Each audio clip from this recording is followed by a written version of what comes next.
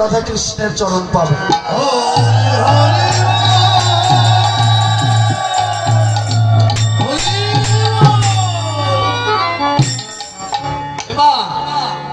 সবাই কি সবাই কোন ভাগ্যে কোন জীবের শ্রদ্ধা যদি হয় সেই জীব সাধু সঙ্গ করায়, সবার নয়, কোন ভাগ্যে কোন জীবের।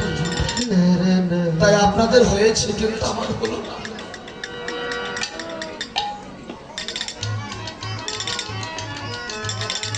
সাধু সঙ্গ হইতে হয় শ্রবণ কীর্তন,